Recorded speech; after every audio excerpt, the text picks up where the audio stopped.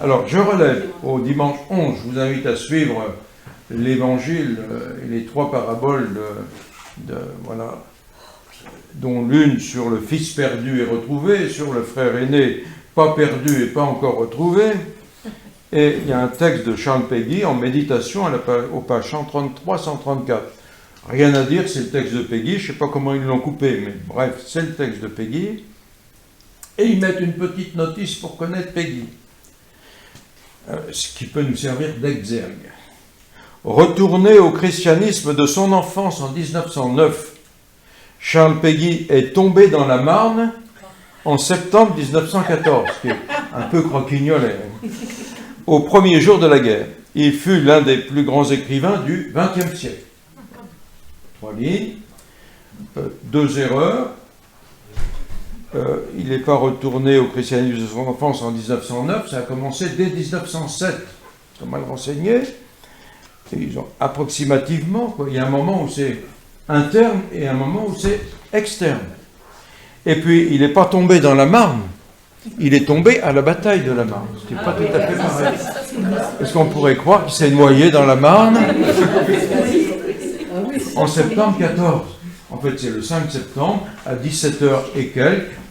Je fais l'effort, étant sérieux parfois, d'y être tous les ans, le 5 septembre, à 17h. Je suis souvent bien seul, mais quand il y a du monde, quand il y a 1 ou 2 personnes, je me fais un plaisir de raconter des choses, de dire voilà ce qui s'est passé. Voilà. Et donc ce texte est beau. Et si vous voulez, une question que l'on me pose depuis que je fais des petites causeries et non pas des petites causeries sur Péguy, c'est-à-dire par quoi il faut commencer? Parce qu'on peut. Mais si j'étais vous, je commencerais par le porche du mystère de la 2e vertu, qui est la vertu d'espérance, c'est-à-dire au porche du mystère. J'y suis entré par là. Ça ne veut pas dire que tout le monde doit bien entrer par là. Vous entrez comme vous pouvez. Simplement, quand vous entrez, c'est un peu labyrinthique et vous ne sortirez pas facilement. Ou vous sortirez épuisé.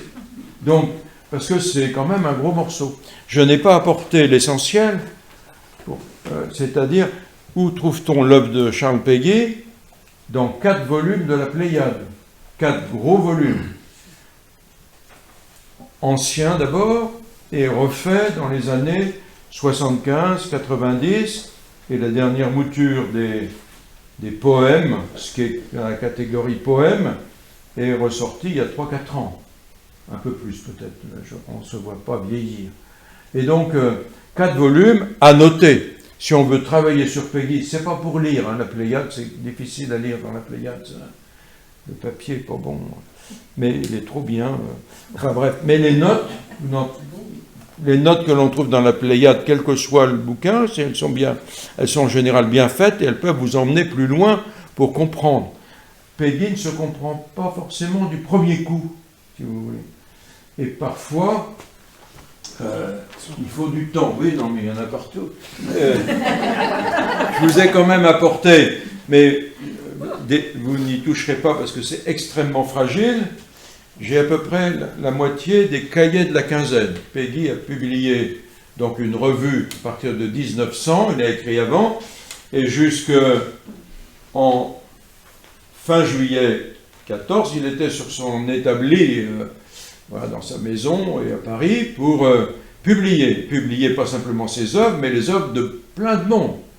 Il y a eu environ des cahiers comme ceci, on en trouve 220 ou 228. Je n'ai pas le chiffre exact parce qu'il y en a que je préfère oublier, ils ne sont pas bons. Et parmi ces cahiers de la quinzaine, l'œuvre de Péguy y est, y compris la tapisserie de Notre-Dame, 10e cahier de la 14e série, donc, et là, 1913, 4e cahier de la 15e série, Ève, le poème Ève, environ 7000 vers, très difficile à lire, mais c'est ceux que l'on connaît plus, parce qu'ils sont sur un certain nombre de monuments. Heureux ceux qui sont morts dans une juste guerre, mais pourvu que ce fût à la face de Dieu, etc. Tout ça, je vous mets au défi de le trouver rapidement là-dedans, hein. C'est parce que c'est touffu. Les contemporains ont dit que c'était illisible. C'est difficilement lisible et c'est un peu touffu quand même. Hein, moi qui suis... Voilà. Alors, je vais commencer peut-être en 2 minutes de vous dire pourquoi Peggy, quoi, pour moi. C'est une manière... On disait ça quand je rentrais au séminaire et aux études. D'où parlez-vous, vous voyez? Pourquoi dites-vous ça? Et la question que vous risqueriez de me poser, pourquoi Peggy vous a intéressé, quoi? Alors, il m'a intéressé parce que en 1959, fin 59, je venais d'avoir 9 ans, mes parents ont acheté une maison de campagne à Montion, petit village de Seine-et-Marne, qui n'est hélas pas dans le pôle de Meaux, sinon j'y serais volontiers plus souvent. Et on a eu une maison de campagne jusqu'en 1985, c'est-à-dire on a passé 25 ans, et j'y suis resté peu ou prou. Et la première visite venant de Paris par la Nationale 3, c'était tourné vers Villeroy et Iverny, puis de monter à Montion, c'est évidemment double. Et il y avait 2 arbres dans la plaine, il n'y en a plus qu'un maintenant. Hein. 2 arbres dans la plaine, puis ça m'a intrigué, on passait non pas à côté des arbres, mais sur la route qui longeait, là. Et puis, qu'est-ce que c'est que ces arbres là, qui sont... Voilà. Et puis, voilà, sans plus, hein. Mes parents ne savaient pas plus que moi. Puis après, j'interroge, puis au bout de quelques années, je suis assez vite quand même. Puis ma chère marraine, elle m'est toujours chère, elle n'est plus de ce monde, mais elle est chère quand même, m'avait abonné à la revue Historia parce qu'elle avait perçu que j'aimais l'histoire. Et dans le numéro de septembre 64, il y a tout un article détaillé, que j'ai encore, Historia, sur la mort de Charles Péguy. Voilà. Et donc j'ai pu comprendre, là, j'avais 13 ans, pas tout à fait 14, j'ai eu le premier récit exact, que je n'avais pas eu auparavant, de la mort de Charles Péguy. Voilà. Puis après, j'ai animé des veillées de Noël, ayant lu le Porche du mystère de la deuxième vertu, sur la méthode d'espérance, et dans les veillées préparatoires à la messe, avec les amis de Montion, alors que les jeunes animaient, hein, c'était juste à la fin du concile, quoi. On commençait à animer les messes, avec une équipe qui a fondé Tréguillon de l'Abri, qui existe encore, 15 jeunes à peu près, une dizaine sont encore vivants, et on animait les messes, et on prenait le Porche du mystère de la deuxième vertu, voilà. Donc, mon intérêt vient de là. Mes aumôniers de lycée aussi m'ont initié à pas mal de choses, dont la littérature et l'histoire de l'Église, et voilà. Emmanuel Mounier et la revue Esprit, et qui dit la revue Esprit, dit Mounier dit premier livre sur Péguy, et voilà. Voilà. Donc je suis dans le bain et j'en suis pas sorti. Ce qui m'a valu, à deuxième étape, c'est que au monument, on m'a commencé à me faire animer, quand j'étais prêtre, les célébrations, parce que j'avais publié plusieurs petits fascicules sur la présentation de l'abri à Notre-Dame, dans les années 87-88. Et il y avait des textes de Péguy dans chaque, avec l'estampille Louis Cornet. Et voilà, avec la corde, il faisait les intros. Voilà. Donc, oui, je suis dans le bain depuis ce temps-là. J'ai connu la famille. Il y a 3 des membres de la famille là. Celle que j'ai le plus connue, c'est sa fille Germaine. Elle venait chaque année aux célébrations du 5 septembre ou qui suivait le 5 septembre. Donc, grâce à elle a connu son père, quoi. Et quand le petit frère est né en février 15, donc le père savait qu'il allait venir, mais il n'a pas pu le voir. Elle m'a dit à l'oreille, parce qu'on était bras dessus, bras dessous pour aller depuis le carrefour jusqu'à la grande tombe. Elle me disait, vous savez, mon frère, il n'a jamais vu papa, mais il l'a entendu. Et pour elle, Germaine était intimement persuadée qu'il y avait un lien fort entre son père et son dernier petit frère, que j'ai vu aussi à Villeroy un certain nombre de fois. Vous voyez, donc il y a ce mystère des rencontres. Pourquoi ai-je rencontré Germaine? parce qu'un jour, à partir de cette brochure que j'avais publiée au niveau du diocèse, c'est tombé à la procure sur des membres de l'amitié Charles Péguy qui ont dit « Ah bah tiens, voilà une brochure où enfin on parle de Péguy quelque part », parce que c'était un peu obscur dans beaucoup de littérature chrétienne. Il y avait une étude approfondie en 88 sur Péguy dans la littérature chrétienne, et c'était peu de choses, d'après les spécialistes. Voilà. Alors du coup, je suis rentré dans le club, un club ouvert qui existe encore. Comme il y a des amateurs d'Internet, vous tapez Amitié Charles Péguy, puis vous avez tout, y compris les œuvres, y compris les cahiers de la quinzaine. Donc je n'ai pas besoin de parler. S'il y a des spécialistes d'Internet, de tout ça, ce que je suis un petit peu, hein, je fais l'andouille exprès, mais j'ai regardé encore ce matin s'il y avait des nouvelles pour vous, enfin d'autres nouvelles. Ils annoncent le 11 septembre, messe à 10h30. Animé par le père Bruno. Enfin, c'est bon. Donc j'y serai. Puis après, il y a ceci, il y a un film, etc. Voilà. Bon, ceci, ça a duré plus. Bon. Alors maintenant, on va entrer, et je me sers de deux choses, en dehors des livres que je vous montrerai, pour être plus dans le... Je me sers de ceci,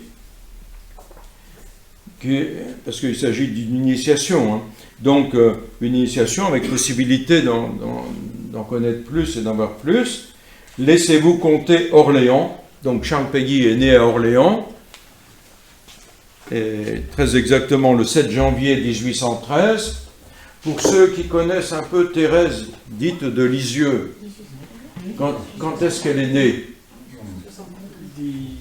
Les spécialistes de Thérèse de Lisieux, là, dans la salle. Ben, elle est née début janvier 1873. Ils ont 4 jours d'écart. Ils sont presque strictement contemporains. Ils pouvaient être jumeaux. Voilà, ils sont jumeaux d'année, ils sont jumeaux de la première quinzaine de janvier 1873. C'est pas sans... Même si on ne met pas beaucoup l'accent là-dessus, pas beaucoup globalement, il y a quand même... Il y a la même connaturalité d'époque. J'en veux pour preuve, pour resituer dans l'histoire, si vous voulez, dans des livres qui commentent la période dans laquelle nous nous situons, 1870-1914, il est fortement question de Charles Péguy même. C'est un historien sérieux. Je vous montrerai que des livres de poche presque. Et donc, dans le livre de poche, Péguy intervient à plusieurs reprises dans cette période des années, mettons, 1890-1914. C'est un peu par l'affaire Dreyfus, par ses diatribes avec le Parti socialiste, par son retour à la foi de l'Église, ce qui était dit un peu maladroitement tout à l'heure, et il est dans le paysage où, même à cette époque, dans les années 1886, Charles de Foucault revient à la fois Claudel. Et on a des livres entiers sur ces personnes des années 1870-1920, mettons, qui sont des adultes et qui reviennent volontairement à la foi chrétienne après une période extrêmement compliquée, la guerre de 70, voilà. La guerre de 70 est un point de départ pour Péguy et la Commune. On ne peut le comprendre que si alors, à la Commune, il n'a pas connu la guerre de 70 non plus, mais son père est mort des suites de la guerre de 70 et il n'a jamais connu son père réellement, puisque son père est mort quelques mois avant sa naissance. Donc, il a été élevé, c'est important de le dire, par sa grand-mère et par sa mère, et sa mère lui a survécu. Voilà, elle habitait à Orléans. Voilà. Dans une petite maison, donc 2 femmes, et vous avez ça, là, avec la petite maison. Elle n'est pas dans la prairie, mais elle est à Orléans, et c'est un dessin de Charles Péguy, qui était très doué pour beaucoup de choses, y compris pour le dessin. J'ai pu consulter ses cahiers scolaires, qui sont gardés à Orléans, au centre Charles Péguy d'Orléans. Il écrivait bien, d'un bout à l'autre de sa vie. Il était très compréhensible dans ses... Il suffit de voir les manuscrits, hein, il n'y a aucun souci à lire. Et il ne raturait jamais il faisait des incises, parce que sa pensée se développait, hein, quel que soit l'âge, mais plus spécialement à l'âge adulte. Donc, c'est pas un homme des grosses ratures et puis on recommence. C'est pas Marcel Proust, qui est sensiblement de la même époque aussi.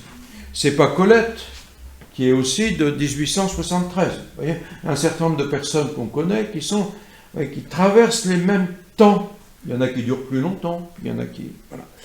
Alors, Péguy est marqué par la Commune aussi, et son père revient avec le pain du siège de Paris, etc. C'était un mobile pain de l'Orléanais, voilà, recruté, qui rentre et qui meurt. Donc, il va à l'école. L'école a une grosse importance pour lui. Il est fils unique, donc il demeurera fils unique. Hein. Ça aurait pu être autrement, mais c'est comme ça. La maman est restée telle qu'elle, et elle a veillé sur lui avec la grand-mère tant que la grand-mère était là. Une enfance pauvre, mais de bonne... Maman Péguy a quand même fait sa pelote, hein, et donc c'était une femme débrouillarde, et à la fin de sa vie, elle avait de quoi vivre correctement, et voilà. Donc, une progression un peu dans le social. Il va à l'école de la République, à l'école primaire à Orléans. Il reçoit, dit le texte, une éducation républicaine et patriotique. En 79, c'est limite. C'est 80, les lois Jules Ferry, c'est 80, 81, 82. La mise en application se fait, mais 79, c'est la démission de MacMahon, et donc on passe d'une république un peu monarchisante à une république qui l'est moins et de moins en moins. Voilà. Et donc, je fais bref, hein, parce que c'est les détails, mais ça se marque dans l'enseignement, particulièrement dans les lois Jules Ferry. Hein. Voilà. On n'est plus dans l'époque de Thiers, ni de MacMahon, a fortiori de MacMahon. Donc, l'école primaire se renouvelle dans toutes ses dimensions, chez les garçons comme chez les filles. C'était déjà en prémisse sous le Second Empire. Il ne faut pas nier les efforts du Second Empire pour l'école, y compris pour les filles. Duruy a fait pas mal de choses pour l'école, l'enseignement. Donc tout, c'est pas, comme dirait notre copain tous, Jack Lang, on passe pas de la nuit à la lumière subitement, comme en 1981. Vous voyez, c'est pas aussi miraculeux que ça. Non, on passe par étapes. Hein, je l'ai entendu encore l'autre jour. Il est marrant, parce que pour lui, tout s'est éclairé d'un seul coup. Et il était là. C'est mignon. Et à son âge, ça devient très mignon. Mais on pourrait dire ça d'autres, hein, je veux dire. Moi, des fois, je vous raconte le concile, je peux vous dire, et je le dis sans rire, au concile à Rome, j'étais là, par 2 fois. Et si je suis là aujourd'hui comme prêtre, c'est grâce à ça. Grâce à mon curé de campagne de Montion qui m'a emmené à Rome avec d'autres pèlerins. Et c'est né là. Et je ne peux pas nier le concile parce que j'en suis. Après, tout n'est pas parfait, loin de là. On ne passe pas de l'ombre à la lumière non plus. Mais on passe à une... Comment dire, si j'ai été jeune actif avec 15 autres jeunes avec moi, dans une petite paroisse de Seine-et-Marne, ça veut dire que c'est grâce au concile où on avait le droit de lire, de chanter, d'animer en français. Hein, donc il y a quand même quelque chose qui est... Alors, on chantait aussi en latin, mais je veux dire, mais assez rapidement, dans les années fin 67, 68, et puis 69 avec la nouvelle liturgie, bon, mais on a continué à s'investir, on n'était pas des turbulents pour ça, mais on était contents, quoi. Et la plupart de mes copains et copines pratiquent encore. Ce qui est quand même... Je les vois de temps en temps, hein, c'est sûr. Alors, Péguy a été sauvé par Théophile Naudy, qui doit se trouver, je ne sais, ici même. Il était directeur de l'école normale d'Orléans, et il a vu ce petit qui était pauvre, et il l'a aspiré vers le lycée. Il est rentré un peu plus tard au lycée, Mais Naudi a dit, Madame Peggy n'était pas trop pour, il faut qu'il bosse. Hein. Les enfants commençaient à travailler, pas forcément à 12 ans, mais à 14 ans. Donc il fallait qu'ils fassent bouillir la marmite de la maison, quoi. Ben non, Théophile Naudi l'a emmené au lycée. Et il s'est révélé un très bon élève. Puis après, il va à Paris. Je fais bref quand même, parce que il va à Paris, puis il passe le concours d'entrée à l'école normale supérieure. Ce qui n'est pas rien. Et il va à Paris dans le 5e, où il est dans une école de préparation, comme on fait les préparations aux grands concours, hein, Polytechnique et autres. L'école normale supérieure, encore aujourd'hui, c'est quelque chose. C'est un des sommets de l'intelligentsia estudiantine, enfin je veux dire. Et il s'y reprend à plusieurs fois, mais quand même, je veux dire... Et il noue, dans la préparation à l'école, à l'ombre de l'école Sainte-Geneviève, des liens forts avec beaucoup de garçons. Évidemment, c'était des garçons à l'époque. Il y avait l'école normale supérieure de filles, hein, différemment. Et donc, ces liens-là sont restés jusqu'au bout. Et au-delà même de sa mort, j'insiste beaucoup, Peggy, c'est un fidèle, même dans les orages.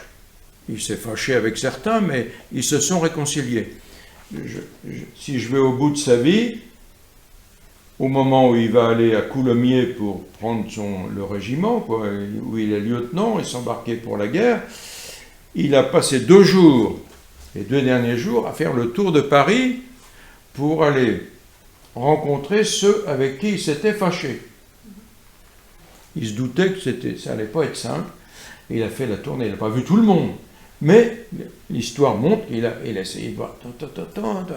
Il a vu des personnes qui l'avaient marqué, puis il a vu ceux qu'il aimait aussi. Hein. Mais il a quitté sa famille 2 jours plus tôt.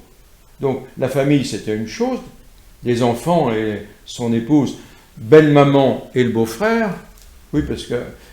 donc il se marie à un moment. Hein, donc s'il y a des enfants, il s'est marié. C'était pas obligé, à aucune époque c'est obligé, mais enfin c'était comme ça. Et il se marie en 1897, il est encore étudiant hein, à l'école normale supérieure, où il a pris un an pour voir clair, pour faire un travail sur Jeanne d'Arc. La première Jeanne d'Arc. Je ne vous l'ai pas apportée parce que c'est une relique pour moi. Hein. Et on en trouve peu, la première Jeanne d'Arc, même si elle ne s'est pas vendue du tout. Et donc, il va se marier à la mairie du 5e. Voilà. Et c'est moi qui ajoute. Hein, malheureusement, il va vivre dans le 5e avec belle-maman et beau-frère à la maison. Ça ne s'est pas révélé gagnant. Quoi. Non, mais c'est moi je vois ça avec mon regard d'aujourd'hui. Hein. Lui non plus, parce que ça l'a coupé un peu plus de sa mère. Parce que sa maman était pas très religieuse, mais quand même, il a été baptisé, hein, j'aime autant vous dire, il a fait du caté, enfin tout ça, hein, donc à Orléans. Et il s'est marié, mais pas à l'église. La belle famille était c'était la commune, quoi. Hein, des gens favorisés, la bonne gauche parisienne, voilà, tout à fait respectable, hein, je veux dire, mais du point de vue religieux, non. Enfin, c'était respectable autrement, quoi, mais c'était pas là. Et toute une grande partie de ces dilemmes, de ces voyages et de ces crises mystiques viennent aussi de ces conflits internes et de la difficulté. À sa mort, il n'était toujours pas marié à l'église et aucun de ses enfants, des 3 enfants, n'était baptisé. Parce qu'il avait respecté la vie de sa femme et de sa belle-mère, qui ne voulait pas de baptême à la maison. Non, très bien, et pas de vie religieuse. Voilà. Donc, tout se comprend dans un itinéraire long. Alors, il rentre à l'école normale supérieure, et à nouveau, il a des copains, il a des professeurs, plusieurs vont le marquer, mais spécialement l'un qui n'était pas à l'école normale supérieure, mais qui était dans Paris et qui enseignait, Bergson. On ne peut comprendre Peggy complètement que si on comprend la manière dont Bergson a changé un peu la philosophie de la fin du 19e et du début du 20e. Bergson est mort pendant la guerre de 40. À l'orée d'une foi chrétienne non déclarée, mais vivante. Il était juif, et quand Peggy va essayer de le voir avant de partir à la guerre, et il confie ses enfants à Bergson, qui va s'en occuper. Partiellement, parce qu'il est très occupé, cet homme-là. Un grand professeur, une notoriété. Les dames de la bonne bourgeoisie intellectuelle parisienne vont suivre les cours de Bergson. Enfin, c'est une coqueluche à l'époque. Tout en étant réservé, avec une philosophie un peu complexe, quand même. Toujours publié et expliqué aujourd'hui. Et on ne peut pas comprendre Peggy sans Bergson, c'est-à-dire, comment vous dire ça? La pensée n'est pas finie, quoi. Elle est en train de se faire. J'avais mis ça sur un petit papier, peu importe. C'est en dehors du tout fait, y compris la pensée religieuse. Une pensée religieuse toute faite n'est pas pour Bergson comme pour d'autres, et pour Peggy sûrement pas. Voilà. Le tout fait, c'est le se faisant. Et on découvre au fur et à mesure, c'est une pensée qui chemine en quelque sorte. Et Peggy, on voit que ça chemine, et dans beaucoup de ses textes, il nous montre toute la difficulté du chemin, c'est pourquoi c'est long. Non, mais les textes, et puis il y a des reprises, et il y a des... Voilà. Alors, donc, l'école normale supérieure le marque par des rencontres, par des professeurs, même extérieurs à l'école. Il commence dans sa vie publique, il commence à s'intéresser au Parti socialiste de l'époque, à Jaurès. Il s'intéresse à ce renouveau et garde avec Jaurès des contacts, mais ça va s'avérer difficile. Il y a une brisure qui s'opère au congrès de 1900, au moment où Peggy va démarrer les cahiers de la quinzaine, parce qu'il publie des œuvres de Jaurès comme avant les cahiers. Donc il y a plusieurs œuvres qui sortent de Jaurès, qui sont sur l'action socialiste, qui sortent des presses Peggy. Il avait une petite entreprise, il y avait et avec les cahiers de la quinzaine, c'est pareil. Et il est allé dans plusieurs lieux du 5e arrondissement, ça serait trop long d'énumérer. Le dernier existe toujours, au moins en vitrine, 8 rue de la Sorbonne, les cahiers, boutique des cahiers. C'est une photo relativement récente. Et donc, si vous allez à la Sorbonne, vous avez la rue de la Sorbonne, et au 8, vous avez la boutique des cahiers qui a fonctionné de 1901 à 1914. Ça s'est arrêté après. Et donc, c'est là on le retrouvait tous les jeudis. C'est comme vous, quoi. Ouais. Et il s'installait, il dialoguait avec ceux qui venaient, mais il ne travaillait pas tellement dans la boutique des cahiers. C'était un lieu de vente, mais il avait quelqu'un pour vendre. C'était un très mauvais vendeur. Et il avait quelqu'un un de ses copains d'Orléans qui s'occupait de la gestion des cahiers de la quinzaine, ce qui a été très périlleux à beaucoup d'années. Et lui, Peggy, il entretenait des relations avec les uns, avec les autres, il écoutait, parce que les cahiers, donc, c'est une œuvre qui publie beaucoup d'auteurs.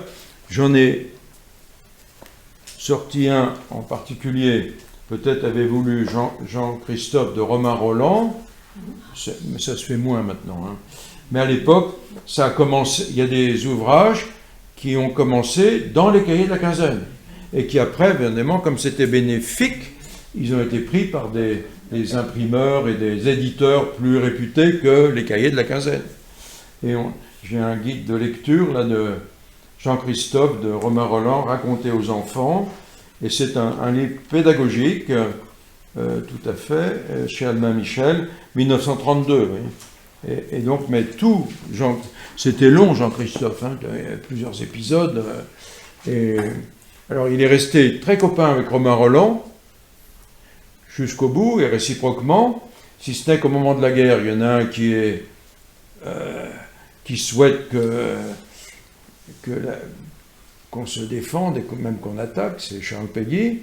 Depuis 1905, il est devenu un peu militariste, voyant la crise d'Agadir, la venue de l'empereur à Agadir, l'empereur d'Allemagne, et donc qui attisait,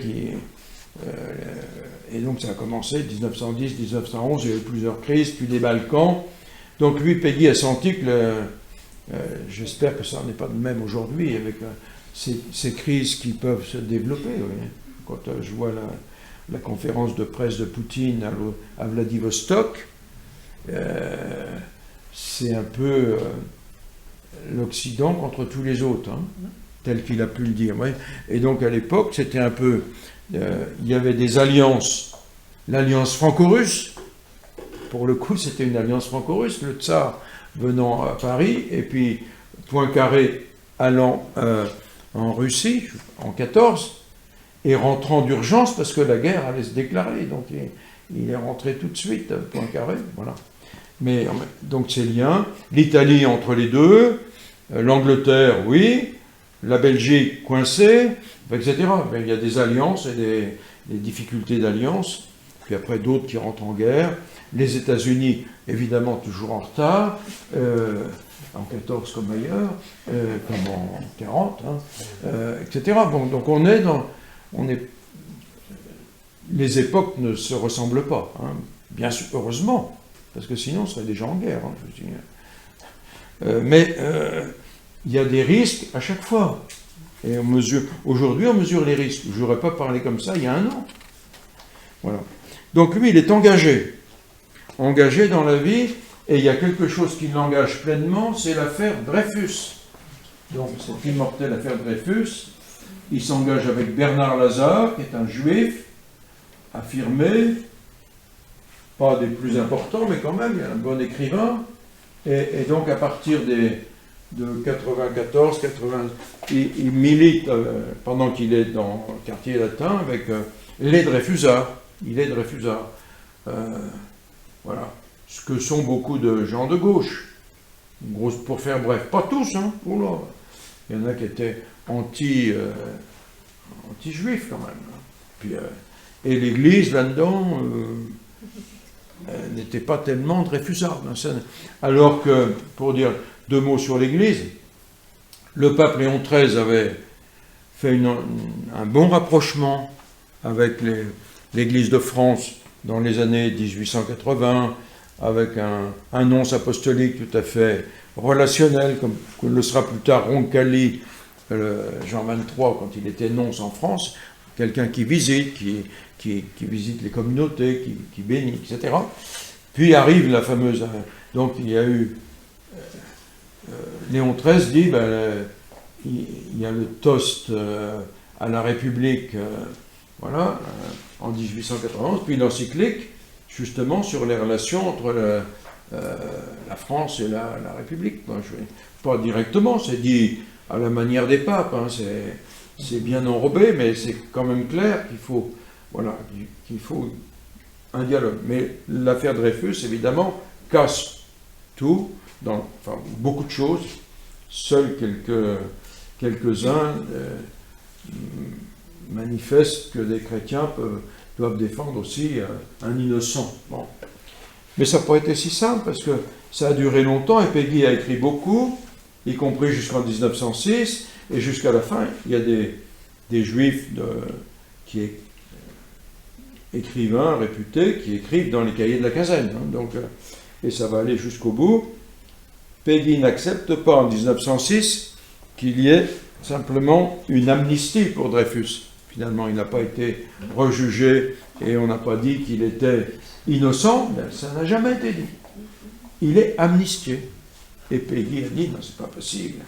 Et il écrit là-dessus et la plupart, y compris Dreyfus, dit, bon, c'est bien, on arrête là. Et le pauvre, c'est lui qui était en première ligne, mais enfin, voilà. Alors, je regarde, parce que, hein, oui, bon.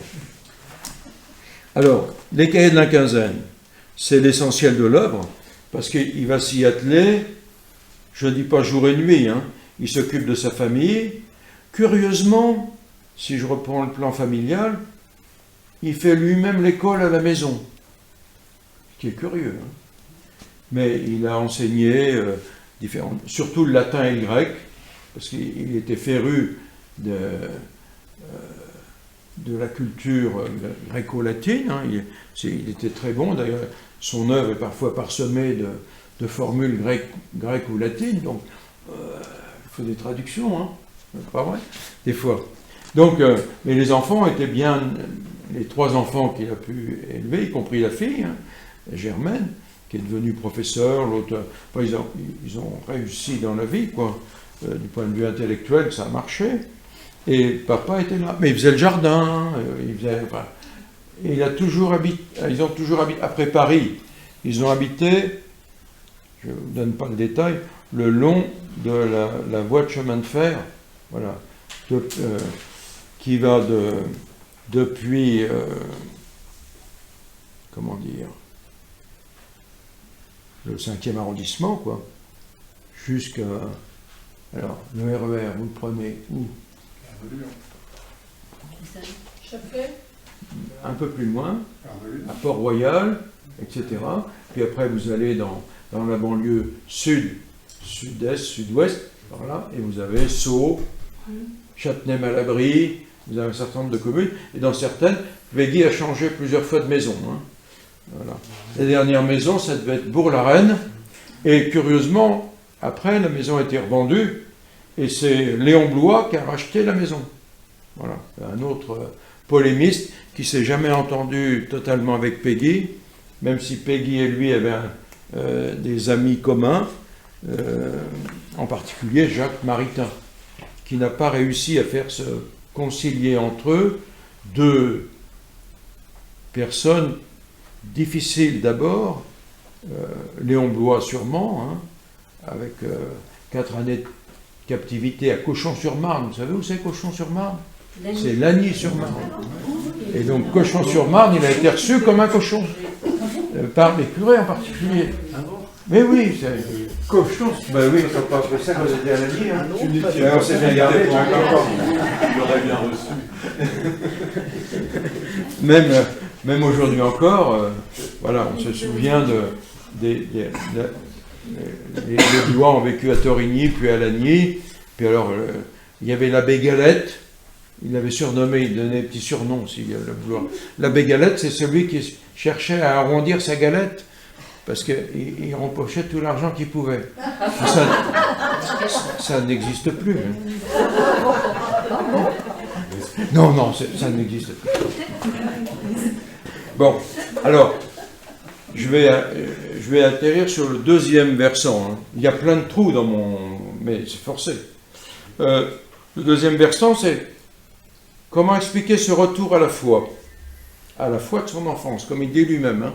Il dit, ne dites jamais que je suis un converti. Je reviens à la foi de mon enfance. Et quand on lit les cahiers de la quinzaine, les premières séries, il y a toujours un numéro spécial sur Noël, dans lequel on trouve des contes de la Vierge. Aucun article n'est paru en 15 ans dans les cahiers de la quinzaine sans l'aval de Péguy.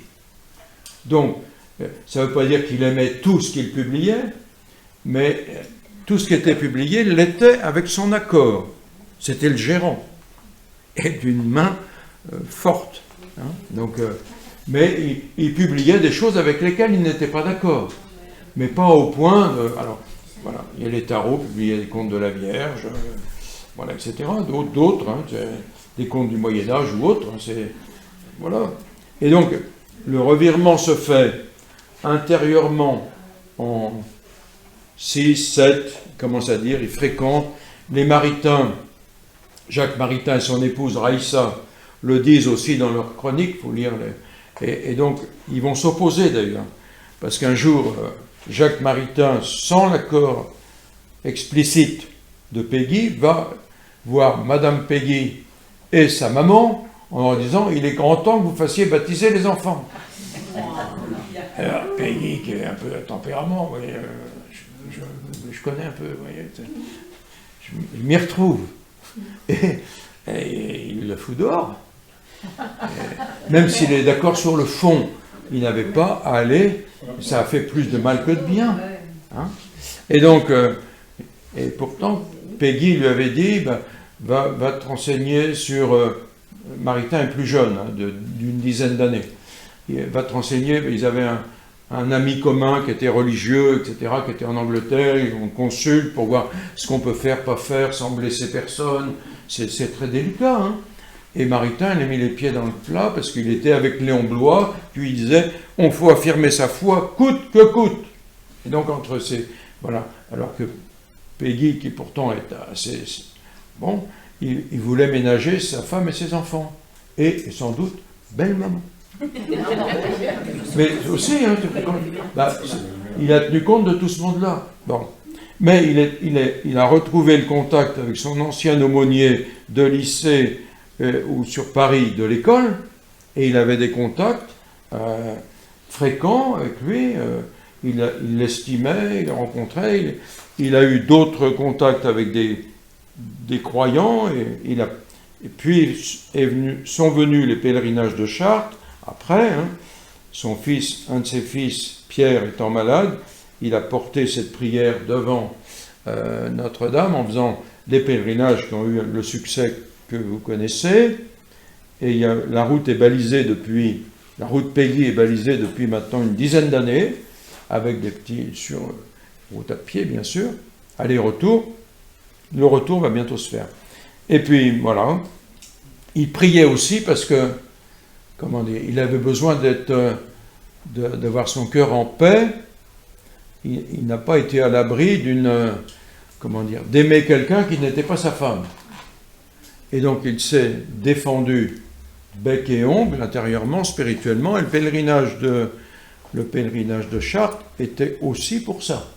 Mais il ne l'a pas dit explicitement, et je trouve que même aujourd'hui, alors qu'on en sait plus, on n'a pas à étaler des choses, ça existe. Il y a toujours eu une correspondance dont nous avons certains textes, mais il n'y a pas eu de réciprocité. Si vous voulez. Bon. Et il s'est engagé à ce que cette personne qu'il aimait, dire les choses comme elles sont, puisse se marier avec quelqu'un, donc ce qui le mettait à l'abri, parce qu'il était sérieux comme ça, de toute tentation supplémentaire. Bon. Et avant de partir en août, il va dire au revoir au couple. Oui. En disant, bon, oui. Donc, le retour à la foi, ça n'entraîne pas la béatitude totale. Ça entraîne des difficultés aussi. Bon.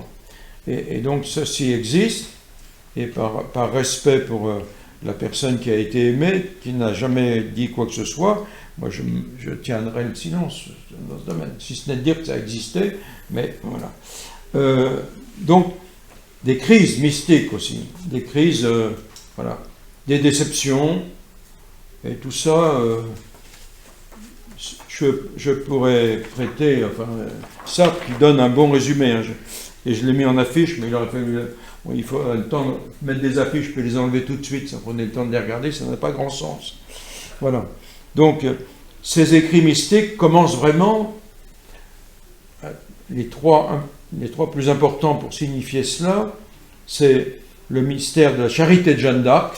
C'est plus la première Jeanne d'Arc, ça s'intitulait simplement Jeanne d'Arc. Là, c'est le mystère de la charité de Jeanne d'Arc, qui reprend des pans entiers de la première Jeanne d'Arc de 1897, mais qui en fait une héroïne chrétienne, et des fois on mélange un peu les deux. Voilà. Celle de 1897 avait l'esprit croyant et chrétien quand même, hein, je veux dire. Mais lui, il racontait ça selon l'histoire, il connaissait l'histoire. Il a pris 1 an de sa vie pour étudier, en dehors de l'école, pour étudier l'histoire de Jeanne d'Arc. Ce qui était à la mode à l'époque, la mode entre guillemets. Jeanne d'Arc est déclarée vénérable en 1894, première étape. Elle est béatifiée en 1909, deuxième étape. Elle est canonisée en 1920, troisième étape. Peggy n'est plus là pour le voir. Mais l'État français est d'accord, ça crée une certaine réconciliation entre la France et le Saint-Siège, comme on dit. Hein. Et quand j'ai eu l'opportunité tout à fait de croiser Jean Castex en gare de l'Est il y a peu de temps, non c'est vrai, au mois de mai, et donc comme je l'avais vu au mois d'octobre où il parlait du centenaire des rétablissements des relations entre la France et le Saint-Siège, il était tout seul, le grand garçon, et donc on a parlé 8 minutes ensemble à peu près. Il me dit, j'attends ma fille qui arrive de Strasbourg. Moi, je lui dis, je vais voir ma nièce qui est à Strasbourg. Puis voilà. Je lui dis, monsieur, je vous ai entendu sur les relations Église-État au mois d'octobre à Rome, puisque je m'y trouvais. C'était vraiment, vous avez... Et même, vous avez un jeu de lunettes impayable. Mais je lui ai dit comme ça, oui. Il me regarde et il dit, vous êtes gentil ou... Moi, je lui dis, oui. Je lui ai dit que j'étais prêtre, hein, peu importe, mais ça ne l'a pas ému pour autant. Il m'a dit, j'ai rencontré le pape. Ben, je lui ai dit, je sais, c'était quelque chose. Hein. Il m'a dit comme ça, c'était quelque chose. Très simple. Un abord, je ne le connaissais pas, il ne me connaissait pas. Hein. Puis on ne se connaît pas plus pour autant, mais je n'ai pas pris de rendez-vous spécial. Mais ça m'a plu. Il était tout seul. Puis moi aussi, bon, allez hop, le soir du premier tour de l'élection présidentielle. Il n'était pas dans son bureau. Oui, je termine par cette blague castexienne. Non, pas tout à fait. Mais c'est une histoire vraie. Et ça m'amuse parce que on peut être simple. Et c'est pas défendu. Peggy abordait... Enfin, je fais un rapprochement. Peggy était... Mais tous ses contemporains, ceux qui l'a côtoyé, disent qu'il était très drôle. Ça n'apparaît pas à première vue. Hein, mais il aimait bien les blagues, et il chahutait, il a animé un club de foot quand il était au lycée, et il était urbain en quelque sorte, hein, d'une urbanité, voilà. Après, quand il voulait se mettre un peu en rogne, il se mettait en rogne, mais il était un peu, voilà, carré sur certaines choses. Finalement, il part à la guerre. C'est pas une surprise pour lui parce qu'il a toujours fait ses périodes militaires. Il a fait son service militaire, je crois, à Orléans, et puis après, il a fait des périodes. Bon, et donc là, il est en période à Fontainebleau en 1913. 3 semaines par an, il allait faire des périodes militaires. C'était le cas à l'époque. Donc il part début août à la guerre, mais ça vous le connaissez mieux que moi, et il aboutit ici, quoi, entre Villeroy, Monthyon et Neufmontier, le 5 septembre à 17h. Ces soldats le connaissaient parce qu'ils l'avaient vu à Coulommiers. Il a été à Coulommiers pour les... C'est là qu'il faisait aussi un certain nombre de classes. Et donc, il l'appelait le pion, parce qu'il avait un côté un peu... Puis il marchait à toute blinde à 41 ans. Hein. Mais il disait, c'était... Et on a des commentaires, c'était le seul officier qui parlait avec nous librement. Il s'occupait de nous. Il n'avait jamais voulu être capitaine de réserve, parce qu'il fallait monter à cheval, et ça, non pas que le cheval ne lui allait pas, mais il voulait rester troupier. Voilà. Alors, je termine. Donc, il est mort, si vous voulez, et pour moi, il est toujours vivant, d'une certaine façon. Donc, le porche du mystère de la deuxième vertu, voilà. L'actualité de Peggy, même théologique, s'est réveillée en théologie avec Balthazar. On a même réédité des œuvres de ce théologien de première ligne du XXe siècle, de la deuxième partie du XXe siècle. Et donc il y a tout un aspect sur Peggy dans Balthazar. Il y a un dictionnaire, Charles Peggy, mystique et politique. Il est toujours resté politique. Dans les derniers textes, il y a toujours mes cahiers rouges, 14e série, c'est sur la commune. Il a publié, les cahiers rouges existent en livre. Maintenant, c'est republié, mais tout est publié en petits épisodes. Voilà. Donc, je dirais, il faut conclure de toute manière, au point de suspension, on dit beaucoup Peggy ceci, Peggy cela. Ce qui m'apparaît important, c'est la fidélité d'un bout à l'autre. Hein. Et puis aujourd'hui encore, il y a une association, l'Amitié Charles-Péguy, il y a des publications. Là, c'est une partie de ce qui sort en livre de poche. Hein. Non pas de Péguy, mais sur Péguy. Voilà. Livre de poche, donc facile. Voilà. Après ça, vous avez des ouvrages plus conséquents. Un membre de l'Amitié Charles-Péguy qui est décédé, Jean-Baptiste Seb, avec le Christ, l'écrivain et le monde, travaillant sur Balthazar, a tout un chapitre. On en avait discuté, parce qu'on s'était croisés à l'Amitié Charles-Péguy. Je lui avais donné on avait discuté, quoi. Je lui avais donné un point de vue qui était le mien, mais il a fait un très beau boulot. Notre nouveau cardinal, puisque voilà,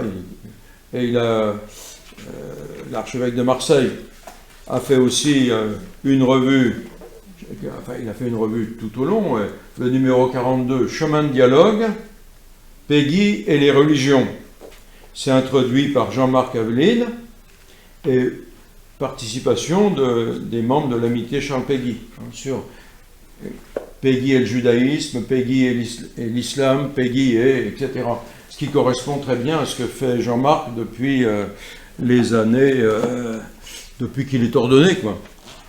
Donc, voilà. Que dire de plus? Les papes, par exemple.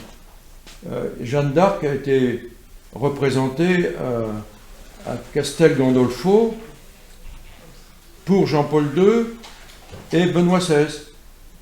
Et un des membres de la commission de canonisation des saints, etc., le père François-Marie Letel, hors OCD, ça doit vouloir dire hors des carmes des chauds, a écrit une thèse sur les saints dans la lumière de l'Église. Il a fait une retraite, il a prêché une retraite avec Benoît XVI et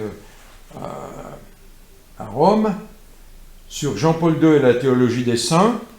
Il y a trois personnes que j'ai évidemment épinglées dans ce truc-là. Jeanne d'Arc, Thérèse de Lisieux, et le seul qui ne soit pas saint dans le lot, c'est Charles Péguy. Dans sa thèse, c'est ça. Et dans ma tête aussi. Péguy n'est pas un saint, il ne sera sans doute jamais, mais il accompagne la sainteté les uns des autres. Et il y a un lien plus fort qu'on ne veut bien le dire, parce que ce n'est pas le grand public, entre la vie de Thérèse de Lisieux et la vie de Charles Péguy. En lien avec Jeanne d'Arc, en lien avec le monde dans lequel il vivait, qui était le même, jusqu'en 1897, mais ce qu'on lit de Thérèse de Lisieux sur l'esprit d'enfance et sur d'autres choses encore. Un des derniers fascicules sur Péguy, c'est Péguy et l'esprit d'enfance. Curieusement, mes copains, ils ne citent jamais Thérèse de Lisieux. Je leur dirai, mais c'est très bien fourni, mais jamais...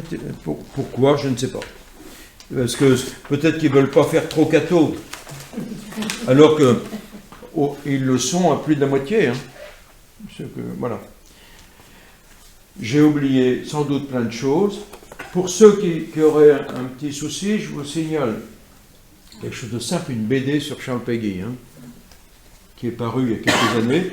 Ça peut être feuilleté, c'est fait par des membres de l'Amitié Charles Péguy, puis c'est René Berthier qui a fait toute cette collection.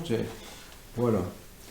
Je termine simplement parce qu'il faut quand même donner à Péguy ce qui est remettre à Péguy. Entre toutes, voici la troisième parabole qui s'avance, et celle-là, mon enfant, cette troisième parabole de l'espérance, elle a touché dans le cœur de l'homme un point unique, un point secret, un point mystérieux. Elle a touché au cœur, un point inaccessible aux autres. On ne sait quel point comme plus intérieur et plus profond. Des hommes innombrables depuis qu'elle sert, des chrétiens innombrables ont pleuré sur elle, à moins d'avoir un cœur de pierre. On pleurait par elle. Dans les siècles, des hommes pleureront, rien que d'y penser, rien que de la voir. Qui saurait retenir ses larmes? C'est la parole de Jésus qui a porté le plus loin mon enfant. C'est celle qui a eu la plus grande fortune, temporelle, éternelle. Elle a éveillé dans le cœur on ne sait quel point de répondance unique. Aussi, elle a eu une fortune unique, elle est célèbre même chez les impies. Elle y a trouvé là même un point d'entrée. Seule peut-être, elle est restée plantée au cœur de l'impie comme un clou de tendresse. Amen. C'est pas de moi, hein, c'est de Peggy.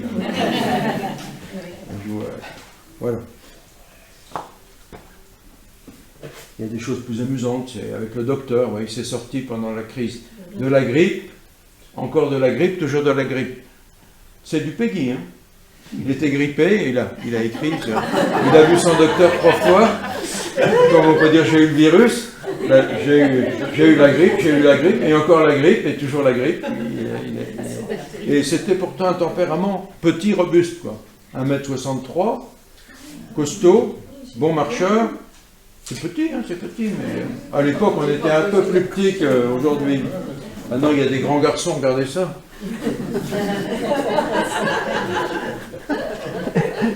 Pas de comparaison. Ah ben, je ne vous compare pas à Charles Péguy. Quoique vous ayez un sens de l'humour assez développé. Oui, c'est pour ça qu'on communique bien. Voilà, bah écoutez, merci de m'avoir supporté pendant je ne sais plus combien de temps. S'il y a des questions qui ne sauraient attendre, voilà. Ceux qui veulent en savoir plus, ma porte est ouverte. Vous aurez 10 fois ça chez moi. Donc ma porte est ouverte. Vous aurez Jeanne d'Arc, vous aurez Thérèse de Lisieux, pas à égalité, hein, Peggy d'abord. Mais Peggy aime Jeanne d'Arc, il a passé sa vie, et il n'a pas connu Thérèse de Lisieux, et réciproquement, ça manque. Voilà. Ça, et bon, il faut, non pas que, voilà, Thérèse c'était plutôt une famille classique, disons un peu, même assez classique. Peggy, au contraire, c'était une famille très simple, très, voilà. Ils sont sortis assez vite, les écrits de Thérèse. Comment? Les premiers écrits de Thérèse sont sortis assez vite, il n'en a pas eu. Non, je ne crois pas. C'était pas, vous savez, c'était pas la même mouvance. Donc quand on n'est pas dans la même bulle, en quelque sorte. Hein. Mais Thérèse a été très... Ah oui, tout à fait. Mais ses écrits sont sortis vite grâce à ses sœurs, grâce aux photos, etc. Thérèse a été sponsorisée de manière juste, hein, je veux dire, je ne remets pas en cause, j'aime beaucoup Thérèse de Lisieux, hein, c'est pas... Je suis assez thérésien, vous voyez, j'aimais beaucoup la manière dont notre ancien évêque en parlait, vous voyez, voilà, le père Gaucher. Voilà. Mais en même temps, il y a de quoi faire avec Peggy, mais si on est avec Peggy, on n'est jamais, si vous voulez, on n'est jamais enfermé dans un monde. On est toujours en relation aussi bien avec des incroyants qu'avec des croyants, à condition qu'ils ne sachent pas tout sur tout. Ben, ça grippe, si on sait tout sur tout. On est en chemin, mais celui qui sait tout sur... Alors, finalement, les 3 enfants ont été baptisés par Monseigneur Batifol, l'aumônier de Peggy. Donc, fidélité. Madame Peggy elle-même a été baptisée. Et belle maman n'a rien dit. Peut-être. Mais elle était là. Belle maman, on a le témoignage qu'elle est venue sur la tombe de Charles Peggy le début septembre. Hein. Donc elle aimait quand même son genre. Ne prenez pas au pied de la lettre mes petites remarques taquines. Il y avait un lien familial fort qui est resté. Hein, je veux dire, il ne faut pas non plus me faire dire ce que je n'ai pas dit. Mais du point de vue spirituel, ce n'était pas la même mouvance, mais finalement, elle a fini par respecter. Elle a vu ses petits-enfants baptisés. Et on n'a pas fait une jaunisse pour autant. C'est important. Et Germaine, avec qui j'ai le plus parlé, j'ai eu cette grande chance, plusieurs années de suite, bras dessus, bras dessous, on s'en dit des choses à l'oreille.